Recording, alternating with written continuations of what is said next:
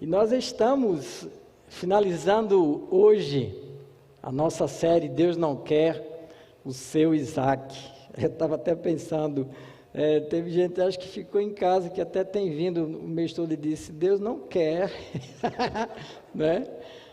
Que eu dê a ele esse meu cafofo aqui, então eu vou assistir pela internet. Deus abençoe sua vida, amém. Se assim você pensou e está grato a Deus, e está conosco neste mesmo Espírito, nós também louvamos a Deus pela sua vida. Deus não quer o seu Isaac. Quantas palavras extraordinárias da parte de Deus, que vem a somar, né, com o nosso domingo, com o nosso mês, na qual nós temos refletido sobre a entrega. E Deus tem falado de uma forma poderosa aos nossos corações, né, nos edificando, nos levando ao seu propósito. A reflexão da história, né, como base, como exemplo, como norte para a gente entender isso, é justamente a vida, né, a história de Abraão, Isaac, Sara. E eu incluo também até o próprio pai de Abraão, Terá. A reflexão da história do pedido de Deus a Abraão exige de nós uma análise macro de tudo o que estava envolvido no propósito de Deus, o chamado de Deus para Abraão e do posicionamento de Abraão quanto a este chamado. Veja que nós falamos de propósito, falamos de chamado e falamos de posicionamento de Abraão diante desse chamado. Abraão, que era filho de Terá, oriundos de Ur, terra de idólatras, e onde começa a peregrinação para Canaã, porque já Terá sai de Ur para ir para Canaã. Ali começa a peregrinação, e ele vai até Harã, onde ele morre, Terá, e começa o projeto de Deus agora de uma forma direta para Abraão, que inclusive eu vi que Ló já estava lá, né? Com Terá, eu acho que é meio que por isso, será que, coitado de Abraão, entra na furada de até levar Ló, meio que se sentiu na responsabilidade de carregar Ló para o resto da vida, porque o seu próprio pai cuidava disso, eu tinha esse cuidado para com Ló.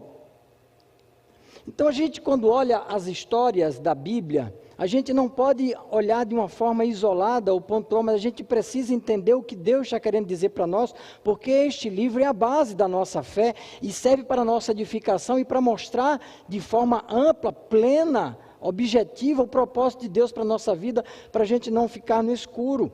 Ou seja, entre o homem e Deus existe algo chamado propósito. Entre o homem e Deus existe algo chamado propósito. E no propósito de Deus, para nós existe ou nasce o chamado. Quando Deus nos chama segundo o seu propósito para a nossa vida. E todos nós temos ou nascemos, isso a gente tem visto e sabemos que Deus tem um propósito para a nossa vida quando Ele nos fez, quando Ele permitiu que nós fôssemos concebidos, quando nós nascemos.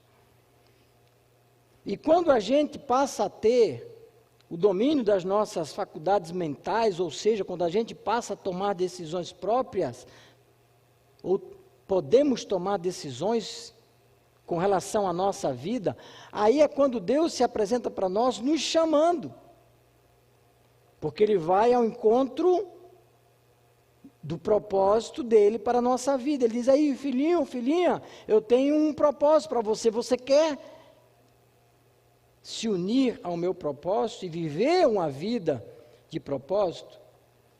Por isso que a gente não pode estar desconectado disso, isso é a base, é o princípio de tudo, é o que dá sentido para a nossa vida. E quando a gente não entende isso, a gente passa a vida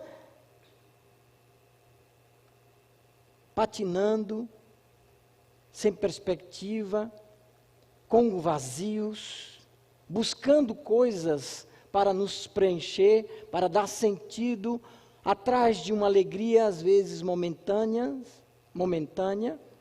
através de coisas ou de situações. E aí, quando a gente olha para essa história linda, abençoada, maravilhosa, de Abraão, de Isaque e de Sara, a gente encontra justamente esse exemplo para nós.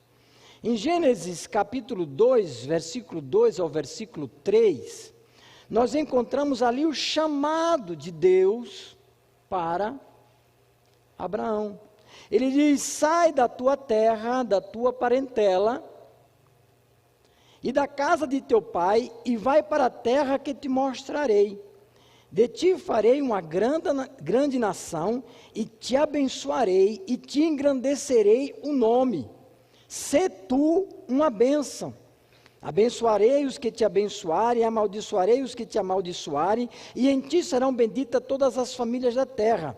Jurei por mim mesmo, diz o Senhor, porquanto aqui, quando vamos parar aqui em Gênesis 12, 2 a 3, há um chamado, e no chamado existe uma promessa.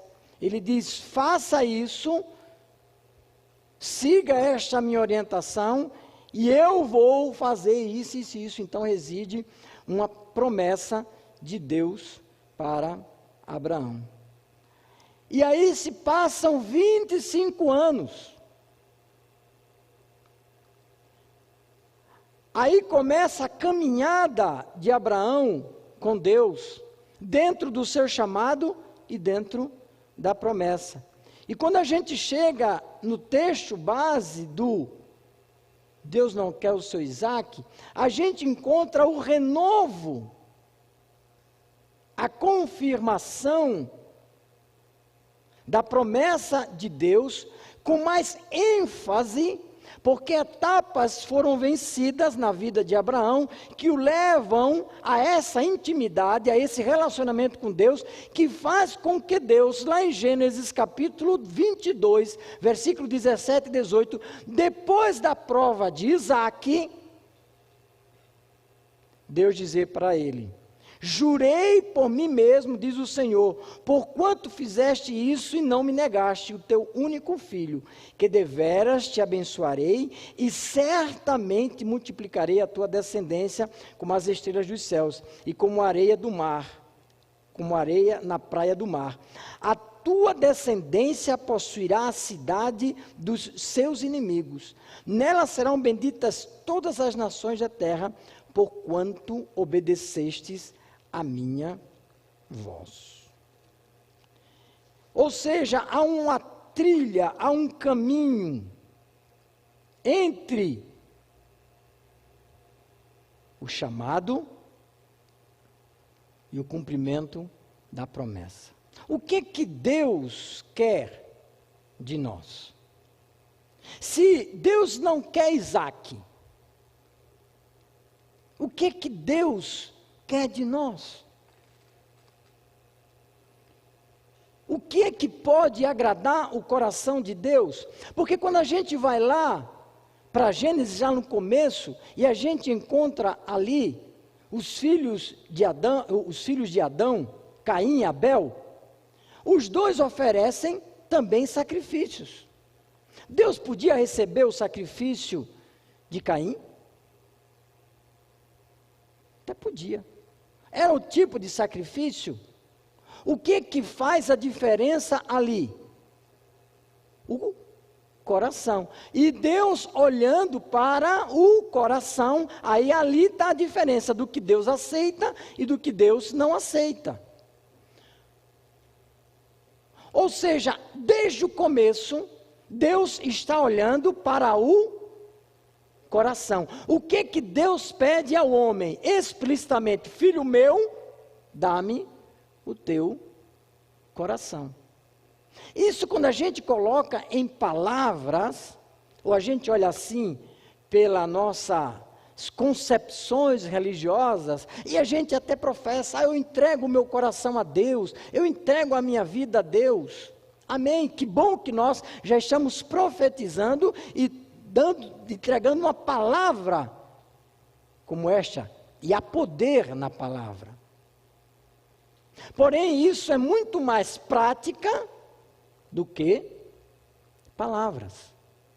Isso só vai encontrar verdadeiro sentido, ou só produzirá o efeito, se nós transformarmos as palavras em atitudes. Porque Deus quer o coração do adorador, e não a oferta do adorador. Deus queria Isaac? Não. Deus não queria Isaac. Seria um contrassenso Deus querer que Abraão verdadeiramente imolasse Isaac. Ora, se ele tinha dito que ele ia fazer de Abraão uma grande nação, se ele disse nesses 25 anos que ele ia prometer um filho, e que desse filho seria, agora como é que ele vai e pede para matar, e ele vai anular, como é que ele vai fazer? Não fazia nenhum sentido. Agora, o que Deus está trabalhando em todo esse tempo, é com o propósito, o chamado, e a relação que ele quer ter com Abraão, de intimidade, de caminhada, para que justamente o propósito dele se cumprisse, e Abraão fosse abençoado. Agora, para que a gente possa tomar essa posição, ou para que verdadeiramente a gente possa viver com Deus, uma coisa precisa estar claro para nós: qual é o Deus em quem Abraão creu. Porque quando a gente pensa no Deus em quem Abraão creu, eu paro para refletir no Deus que eu creio, ou no Deus em quem eu estou confiando, no Deus a quem eu entreguei a minha vida, no Deus a quem eu estou dizendo que Ele tem promessas para mim e que eu verei essas promessas se cumprirem. Então, consequentemente, eu vou ver se realmente eu entrego o meu coração a esse Deus. Que Deus é esse? Qual era o Deus de Abraão? E aí, quando a gente vai para a palavra, a gente vê que a Bíblia não deixa nada solto. E se naquele momento, quando a gente lê a história em Gênesis, a gente só vê ali o chamado, o propósito, Deus dizendo para Abraão: vai, pega o teu filho e vai imolá-lo. Aí a gente vê ele indo e tal. E a gente olha ali, a gente às vezes não tem a visão completa do que Deus estava fazendo e o projeto de Deus para tudo aquilo. O que Deus estava construindo. Porque se nós estamos aqui hoje, é consequência daquilo. Aí a gente vai para a Bíblia, porque a Bíblia continua. E ela completa e dá as informações e nos esclarece. Aí a gente vai lá para Romanos, no capítulo 4, versículo 17 a 25, e nós nos encontramos ali com Paulo. Sim, Paulo, o apóstolo Paulo, que foi chamado para o evangelho dos gentios, para proclamar o evangelho para os gentios, levar o evangelho da graça. Aquele que passou a ter uma compreensão maior do que foi o sacrifício de Jesus Cristo na cruz do Calvário, para que salvasse toda a humanidade e não apenas alguns. E quando ele chega lá em Roma, e ele está defendendo justamente esse evangelho e explicando isso, porque muito se falava do apóstolo Paulo, justamente pelo fato dele sair da caixinha dos judeus e ir evangelizar os gentios. Ele vai e explica ali, porque ele estava ampliando a mensagem do evangelho naquele território. E aí ele precisa explicar o que é o evangelho. Ele precisa explicar qual era o projeto e o plano de Deus. Aí ele diz lá: essa é a razão porque provém da fé, para que seja segundo a graça, a fim de que seja firme a promessa para toda descendência, não somente ao que está no regime da lei, por isso que ele estava se referindo aí aos judeus, mas também ao que é da fé, que teve quem? Abraão. Porque Abraão é pai de todos nós, como está escrito: por pai de muitas nações te constituí. perante aquele no qual creu, o Deus que vivifica os mortos e que chama à existência as coisas que não existem. Abraão, esperando contra a esperança, creu, para vir a ser pai de muitas nações, segundo lhe fora dito, assim será a tua descendência. E sem enfraquecer na fé, embora levassem em conta o seu próprio corpo amortecido, sendo já de 100 anos e a idade avançada de Sara, não duvidou, por incredulidade, da promessa de Deus. Mas pela fé se fortaleceu, dando glória a Deus, estando plenamente convicto de que Ele era poderoso para cumprir o que prometera. Pelo que isso lhe foi também imputado para a justiça. E não somente por causa dele está escrito que ele foi levado em conta, mas também por nossa causa. Posto que a nós igualmente nos será imputado, a saber, a nós que cremos naquele que ressuscitou dentre os mortos, a Jesus, nosso Senhor, o qual foi entregue por causa das nossas transgressões e ressuscitou por causa da nossa justificação. Agora é Paulo que está falando e está mencionando a fé de Abraão, aquela fé que ele teve. A fé que o levou a crer, a fé que o levou a perseverar e a fé que o leva a pegar o seu filho e se dispor a levá-lo em sacrifício a Deus. Sabe por quê? Aí Paulo dá a letra.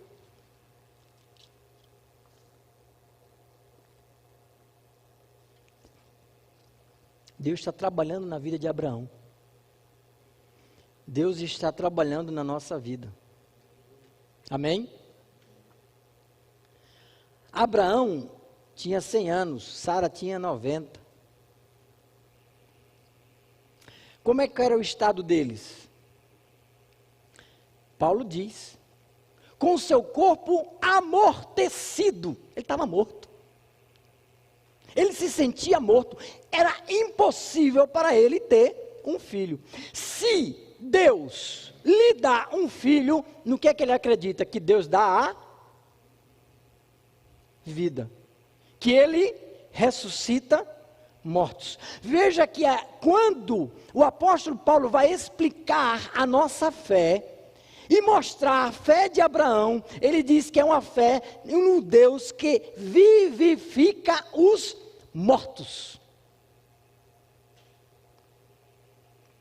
Depois ele diz, o Deus que chama à existência as coisas que não existem.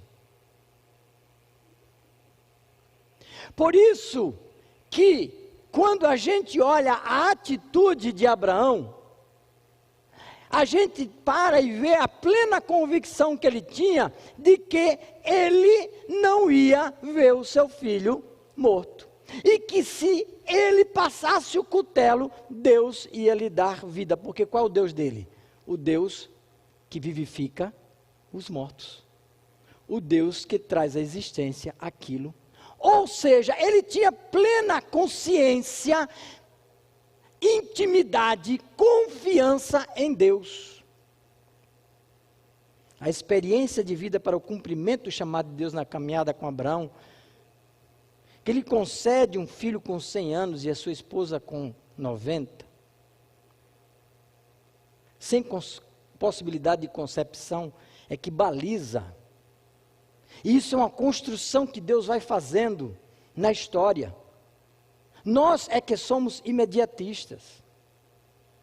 Nós é que estamos vivendo em um evangelho de self-service. A gente quer entrar, fazer o pratinho, comer, acabou, Deus me serviu. Mas o nosso Deus é um Deus de experiência. O nosso Deus é um Deus de construção. O nosso Deus é um Deus de solidez. O nosso Deus é um Deus de propósito. E é isso que Ele trabalha na nossa vida. Esses são os instrumentos com os quais Ele trabalha na nossa vida. Ressuscitar Isaac seria só mais um milagre. O processo de caminhada com Deus lhe permite conhecer a voz de Deus. Ele fala com Abraão, e o mesmo tem certeza de que era uma ordem do divino. Agora, quando Deus fala com Abraão a respeito de Isaac, pé do seu filho, não era mais aquele que, em alguns momentos, não com incredulidade, mas duvidou da promessa, ao ponto de dar ouvido à sua esposa. Já é outra etapa da vida de Abraão. E agora, quando ele ouve Deus falar com ele, diz: opa, eu desacreditar? Eu não ter uma fé suficiente de dar? Não, eu já sei o que Deus faz. Eu já sei o Deus que eu tenho. Eu sei com quem eu estou caminhando. É Deus que está falando comigo, eu vou levar. Veja como Abraão fala com os seus servos. Está lá escrito em Gênesis capítulo 22, versículo 5. Quando ele pega o seu filho, ele vai com os seus servos, ele pega a madeira e tal, e ele vai com o menino, lá com o jumento e tal, aí vai caminhando. Quando ele chega lá, no monte, no lugar do sacrifício, ele chega e ele diz para os seus servos: esperai aqui com o jumento. Eu e o rapaz iremos até lá. E havendo adorado, o que é que ele foi fazer lá? O que é que ele foi fazer lá? Ele foi adorar. Sabe por quê? Porque ele depois diz: e havendo adorado, voltaremos para junto de vós. Ele diz: eu vou voltar. Ele diz: voltaremos. O que se passa na cabeça de Abraão é com ele e Deus. Mas ele está dizendo aqui que ele vai adorar. E ele está dizendo que ele vai voltar com o filho. Essa era a fé, essa era a concepção de Abraão. Tanto é que quando o próprio filho pergunta a ele: tá, estou vendo aqui, tá, e cadê o cordeiro? Ele diz: Deus para si proverá. Ou Deus proverá para si. Vejam que as respostas de Abraão, são respostas de alguém que tem uma confiança, uma intimidade, uma propriedade com Deus extraordinária. Por que nós temos que pensar nisso? Porque nós estamos numa caminhada e existem desafios. E a gente fica pensando que Deus quer arrancar da gente o melhor. Deus quer tirar da gente a alegria, Deus quer tirar da gente o prazer, Deus quer que a gente viva uma vida murcha, uma vida raquítica. E isso faz com que a gente anule ou não queira dar o melhor para Deus. Não queira dar a vida a Deus. A gente tenha medo da vontade de Deus para nós. Eu já disse isso aqui, acho que mais de uma vez. Eu tinha medo da vontade de Deus. Tinha mesmo. Até os meus 15 anos, eu tinha medo. E para ser sincero, passei a entender mais o que Deus faz na vida de um homem quando meu pai morreu. E quando eu vi o que Deus faz na minha vida até hoje, fruto daquilo que meu pai semeou na minha vida. Porque tudo que eu e os meus irmãos vivemos hoje, a gente sempre conversa sobre isso, éramos 9, hoje somos 8, um já está na glória. Tudo que nós vivemos na nossa vida secular e na nossa vida ministerial foi semeado pelo nosso velho. E aí quando eu olhava para a obra de Deus, né, eu dizia: Deus, passar, não, ser pastor, Deus me livre. Vai comer pombo, porque você é missionário e está pregando a palavra? Vai. Quer dizer, você vai comer pombo. Quero ver se você topa o negócio. Vai pegar 9 filhos em 1991 e ir para a missão, sem nem falar o idioma do país que você vai. Vai. E você vê o Deus agir. Aí os filhos não olham assim. E quando a gente chegava assim, e aí? Né? Porque tinha sempre o e aí? E aí? Ele olhava e dizia, Deus proverá. Então a gente traumatizou um pouco esse negócio de Deus proverá, sabe? Só que hoje, olhando na casa dos 45 e vendo o quão glorioso Deus foi, glorificado Deus foi na vida dele, e o quanto nós hoje absorvemos daquilo que ele semeou, eu digo, rapaz, vale a pena. Então hoje o que eu estou fazendo não é nem mais por mim, são pelos meus filhos. É semeando na vida dos meus filhos, porque eu acredito nesse Deus maravilhoso e no que ele faz.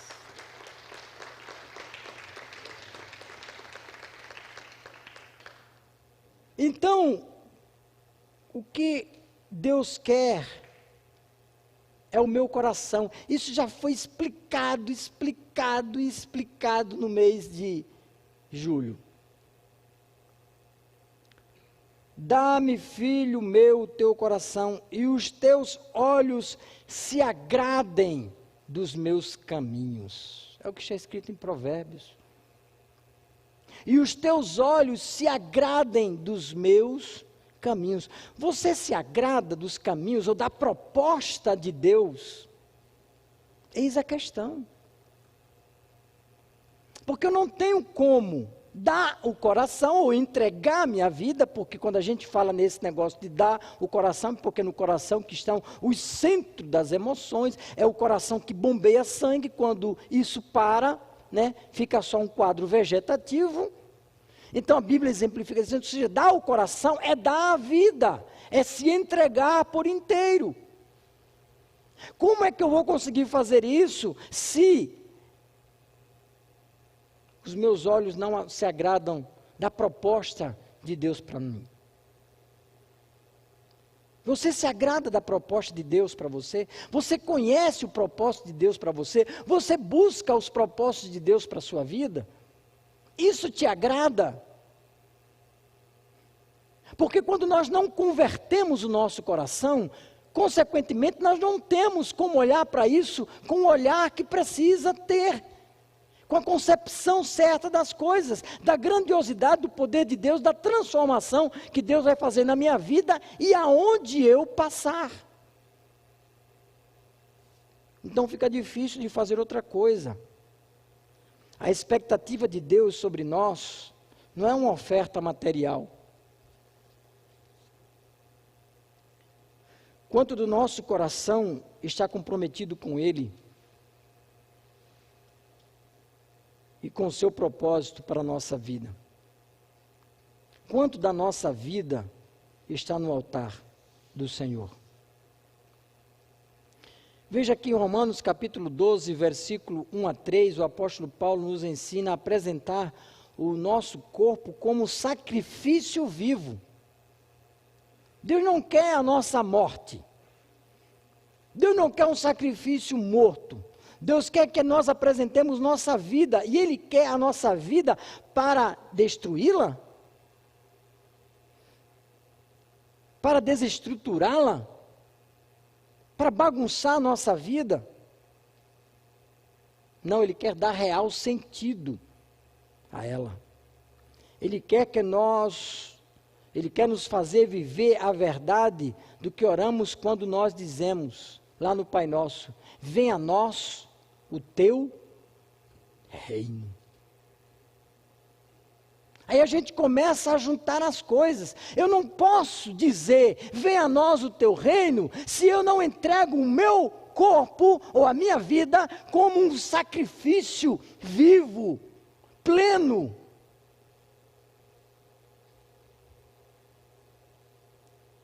Porque venha a nós o teu reino, o reino de Deus, a vontade de Deus, é isso que ele está dizendo, será manifestado na nossa vida e através da nossa vida. Ou seja, isso é fruto de uma relação plena, de uma relação autêntica, daquilo que eu entendo de Deus e quero viver isso. Mas, muitas vezes, por nós, vivemos uma religiosidade e achamos que Deus quer só nos punir, e Deus não quer nos punir. Deus é amor e é justiça. E Ele estabeleceu princípios que farão nós desfrutarmos da justiça ou do amor. A escolha é nossa. Agora a gente só quer a justiça para os outros, não quer a justiça para nós. A gente só quer para nós o amor. Mas Ele está para todos. Porque Ele não faz distinção de pessoas. Eu preciso ter uma compreensão plena que o meu Deus é confiável.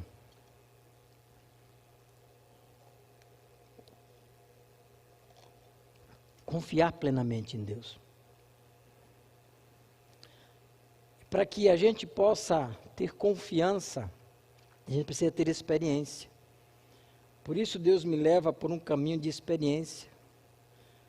Para que aquilo que eu veja me leve a ter fé naquilo que eu espero. O que Abraão e Isaac têm a ver conosco? Será que essa história está aí só para mostrar a fé de Abraão? A fé de Abraão nos trouxe até aqui. E daqui para frente, agora é com a gente. Então eu tenho que aprender algumas coisas com Abraão e Isaac, porque isso tem muito a ver conosco. Isaac era a marca da promessa, mas não era o cumprimento da promessa. O cumprimento da promessa estava em Jesus Cristo, o ressuscitado dentre os mortos. E é tão interessante isso que o próprio Jesus dá testemunho disso. Que essa compreensão havia em Abraão, porque ele diz em João 8,56, Abraão, vosso pai, alegrou-se por ver o meu dia, viu e regozijou-se. A relação de Abraão, e até a referência também há de Davi, na qual Deus, esses homens, pela intimidade que eles tinham com Deus, e por viverem o propósito de Deus para a sua vida, eles conseguiram ver lá na frente o que Deus ia fazer através da vida deles. E o próprio Jesus dá testemunho disso. Isso tem tanto a ver conosco, sabe por quê?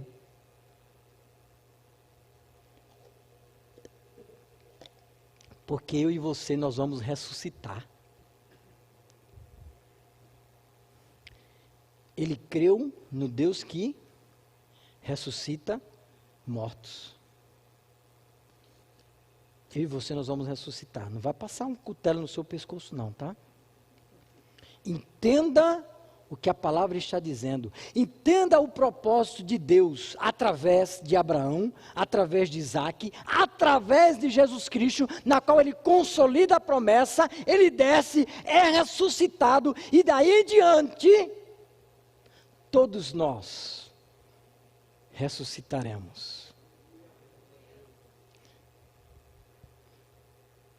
Quando a gente começa a entender essas coisas, a gente começa a converter o nosso coração, entendeu? A gente começa a parar de olhar para as coisinhas. E a gente começa a ter uma compreensão macro. Ah, porque parece que Deus não quer que eu seja rico. Mas você sabe quem era Abraão? Você sabe que Abraão foi? A fé de Abraão era tão grande, quando ele discute com Ló, ele diz, ó Ló, escolhe para onde você quer ir. Aí olha assim, Ló olha e diz, as Campinas. Escolha. Aí Ló disse, para me escolher? Campinas, nem olhou que era o coitado do, né? Estava carregando ele nas costas. E aí o resto, o bagaço, fica com Abraão. O que é que Deus faz com Abraão? Quem é que prospera mais? Quem é mais abençoado? Meu irmão, para de pensar pequeno. Para de pensar miúdo.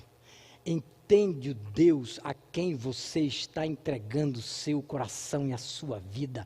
Ele é um Deus de promessa, Ele é um Deus de milagre, Ele é um Deus grandioso, Ele é um Deus que quer o melhor para mim e para você. Você pode confiar nele. Aleluia. Ou seja, não existe cristianismo sem ressurreição. Não existe cristianismo sem ressurreição. Tire Buda do budismo, com todo respeito. O budismo continua uma filosofia de vida. Ou não? Agora, tire Jesus ressuscitado do cristianismo para ver o que fica. Nada. Não existe cristianismo sem ressurreição. Não existe cristianismo sem milagres. Não existe cristianismo sem milagres. E você fica preocupado no que você vai dar, se é isso ou se é aquilo. Você acredita ou não em milagre? Você acredita ou não naquele que ressuscita mortos? Você acredita ou não naquele que traz à existência aquilo que não existe apenas pelo poder da sua palavra? Porque foi isso que ele fez lá atrás. Haja luz, houve luz. Foi pela palavra. Ele trouxe à existência o que não havia. Ele quer dar um start na nossa vida. Mas nós precisamos nos tornarmos verdadeiros cristãos. Porque nós temos uma oferta para dar. E a oferta é a nossa vida.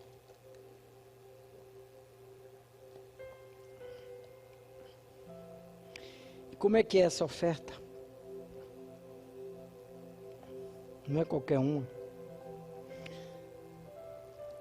Ela tem que ter qualidade. E qual é a qualidade dessa oferta? Romanos, que nós já lemos, capítulo 4, versículo 19, nos diz: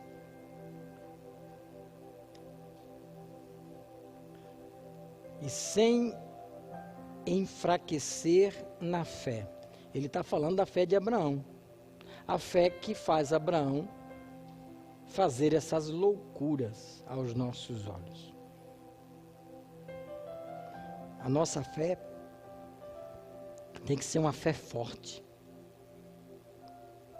E fé forte é fé exercitada. É fé provada. Para que justamente ela possa ser qualificada como não enfraquecida. Então, se nós pensarmos que nós vamos passar nesse mundo da moleza, não será. A nossa fé, ela tem que ser provada. Para que, sendo aprovada, ela possa ser aprovada. E ela não pode ser uma fé enfraquecida. Sem enfraquecer na fé. Está escrito. Tem que ser uma oferta sem incredulidade. Não é um momento de fraqueza, porque Abraão teve momentos de fraqueza. Ou seja, se fosse momentos de fraqueza, na qual você se coloca diante de Deus, dizendo: Deus, 100 anos, Senhor.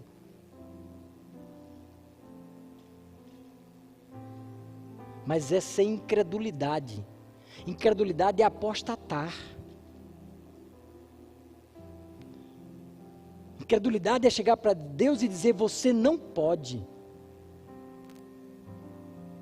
Incredulidade é você dar as costas para Deus, escolhendo outra coisa porque você não acredita em todos os princípios estabelecidos por Ele, inclusive você vai prestar conta da sua vida. Porque se a gente parasse para pensar nisso, a gente errava menos.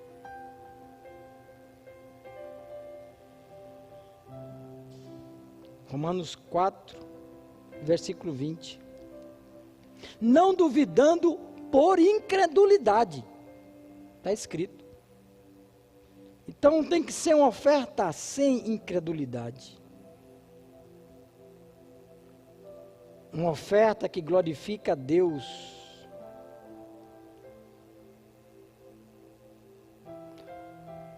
Mas pela fé se fortaleceu.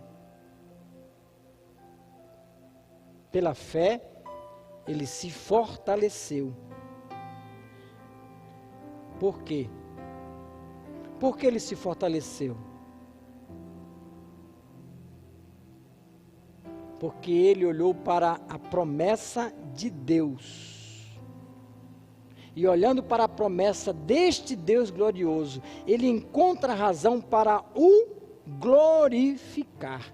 Diz que, não duvidando por incredulidade da promessa de Deus, mas pela fé se fortalecendo, dando glória a Deus. Nós nascemos para quê? Para glorificar a Deus. Deus tem interesse na nossa vitória, porque a nossa vitória o glorifica, o exalta. O nosso testemunho é um testemunho das vitórias de Deus para nós. E ainda ele diz: estando plenamente convicto de que ele era poderoso para cumprir o que prometera. Uma das características de qualidade é convicção. Ou plenamente convicto, plena convicção do Deus que fez a promessa. Por isso que nós começamos refletindo sobre qual é o Deus, ou qual era o Deus de Abraão. Qual é o seu Deus, qual é o meu Deus? O melhor que nós podemos dar é a nossa obediência. A melhor oferta, ou a melhor qualidade que a oferta pode ter, é a obediência. Gênesis capítulo 22, versículo 16.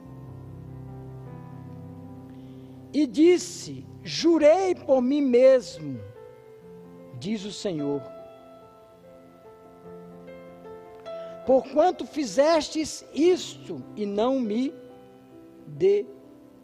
negastes o teu único filho. Porque ele obedeceu à voz do Senhor. E quando isso acontece, quando ele tem esse ato de obediência ao Senhor, o próprio Deus diz: jurei por mim mesmo. O negócio agora é com ele. Jurei por mim mesmo. Deus está dizendo: agora é comigo. Você não fez a sua parte? Você não obedeceu? Você não confiou em mim? Agora é problema meu. Agora sou eu quem cuido. Mas para Ele cuidar de você, de mim, nós temos que nos entregar a Ele. Na plena convicção de que Ele tem o melhor para nós. Ele tem o melhor para nós. E aí? Quer entregar? Dá para entregar? Dá para confiar? Eu não sei pelo que você possa estar passando na sua caminhada, na sua trajetória. Não sei quantos percalços já houveram. Eu não sei quantas vezes, por ansiedade, por coisas que na caminhada chegaram, no percurso, e a gente se enroscou com elas. Nós olhamos para a promessa e diz: não vai mais acontecer. Mas a promessa não é minha. A promessa não é sua. Quem fez a promessa foi Deus. O propósito é dele. Ele chamou. E se ele chamou, e se nós tomarmos uma posição de caminharmos com ele, ele vai nos levar ao lugar certo. Ele vai nos levar ao propósito. Ele vai cumprir todas as suas promessas na nossa vida. Não olhe para o tempo, olhe para Deus. Não olhe para as circunstâncias, olhe para Deus. Deus tem o melhor para nós. E Ele não desiste. Ele sempre estará à disposição para retomar. Dizer, vamos. E Ele quer construir isso na gente. Você pode ficar em pé.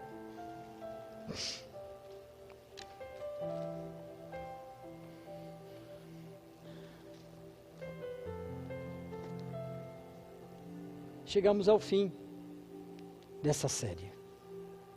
E Deus com certeza falou muito ao nosso coração. Mas a decisão é nossa. E o seu amor nos persegue. E é por isso que nós estamos aqui. O que é que você quer colocar diante do Senhor? Talvez você possa estar dizendo, Senhor, é isso, aquilo. Deus só quer a sua sinceridade. Deus só quer que você diga para Ele, Senhor, eu confio em Ti, plenamente. Eu confio em Ti, Senhor, plenamente. E eu quero entregar, Senhor, tudo a Ti. Tudo a Ti. Aleluia. Quando a gente consegue fazer isso, quando a gente consegue fazer, tudo passa a ser diferente. Porque vem a luta, vem a provação, vem a tribulação. O inimigo muitas vezes até parece que teve sucesso num dia.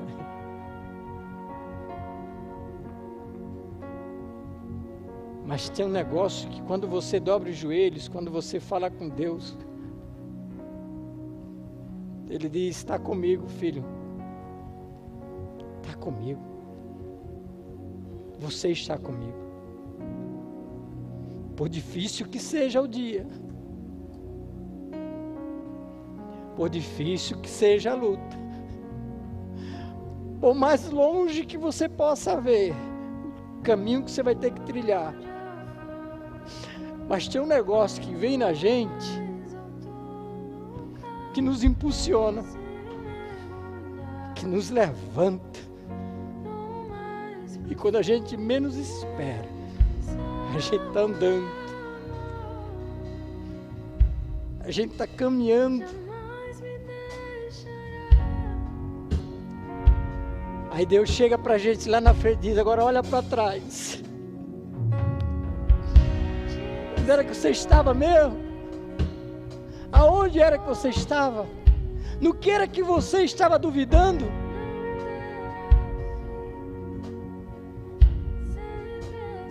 Aí só nos resta uma coisa: dizer a verdade, Senhor. Como Tu és lindo e como Tu és maravilhoso.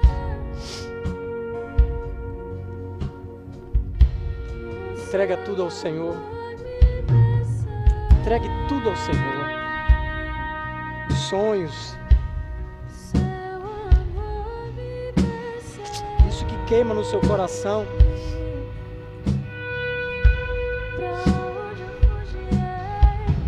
era tão inconcebível. Sabe o que quer dizer Isaac? Riso. Não é rir de desdém, mas é porque quando a gente tem a capacidade da gente entregar, Deus vai permitir que na nossa caminhada a gente comece a rir de prazer, de alegria, porque Deus estará preenchendo o nosso coração da forma certa, no propósito dEle, e confirmando passo a passo a grandiosidade daquilo que Ele tem para a minha vida e para a sua vida. Aqui nós encontramos o apóstolo Paulo falando da fé de Abraão lá de trás, e dizendo que esta fé também é a nossa fé. Esta fé tem que ser a minha fé e a sua fé, porque Deus nos chama, Ele diz, já está pago, o sacrifício já foi feito, está tudo pago. A única coisa que nós precisamos é confiar no Deus que ressuscita os mortos. A única coisa que nós precisamos é confiar e entregar nossa vida ao Deus que traz à existência o que não existe. E quando eu puder fazer isso, eu vou andar sobre as águas. Quando eu puder fazer isso, eu vou poder ver o mar se abrir e eu passar penchugas. Quando eu puder fazer isso, eu vou ver cegos verem. Os milagres me seguirão, as bênçãos me seguirão, porque eu desfruto do amor de um Deus que pagou toda a nossa conta, e nós não temos dívida nenhuma com aquele que quer nos destruir. Todo o preço já foi pago. Pai, nós te louvamos, nós te engrandecemos, Senhor, nós te adoramos. Ó Deus, só podemos fazer uma coisa nesta noite. Depois de tanto que nós ouvimos de alimento, de porção, Senhor, tão maravilhosas que Tu nos deste no decorrer deste mês, que nos traz a compreensão da grandiosidade de nós nos entregarmos a Ti, Senhor. O que nos resta fazer, ó Deus, é simplesmente nós dizermos de todo o nosso coração: Senhor, recebe a nossa vida diante de Ti. Senhor, toma o meu coração, a começar, Senhor, em mim. Senhor, o que vai acontecer na minha família, Senhor, o que vai acontecer no meu trabalho, Senhor, o que vai acontecer amanhã é fruto de um posicionamento meu diante de Ti hoje. E hoje eu entrego, Senhor, eu entrego, Senhor, eu entrego, Senhor, porque todo o resto, ó Deus, faz parte do Teu propósito. E para nós existe promessa, Senhor, de nós sermos grandemente abençoados por Ti. Ó Deus, o que vai vir, vem de Ti, Senhor. Então nós não queremos estar aqui dizendo que é isso, é aquilo. Vem de Ti, Senhor. E vindo de Ti será o melhor para nós. A nós nos compete apenas entregar, Senhor. E é isso que nós fazemos nesta noite. Nós entregamos, Senhor, a nossa vida. Nós entregamos o nosso ser, Senhor. E nós sabemos que aqui nossos dias findarão. Oh, Senhor, se Tu vieres para nós antes, Senhor, nós ouviremos o toque da trombeta e nós subiremos. E nossos corpos serão transformados. Mas de uma forma ou de outra, Senhor, o que importa é que a tua promessa se cumprirá nas nossas vidas. E nós poderemos desfrutar de uma eternidade contigo nos céus, Senhor. E aqui nesta terra, nós somos filhos amados, que estamos estabelecendo, Senhor, o teu reino. E vivemos, Senhor, para a tua glória. No nome de Jesus Cristo. Aplauda ao Senhor. Aleluia!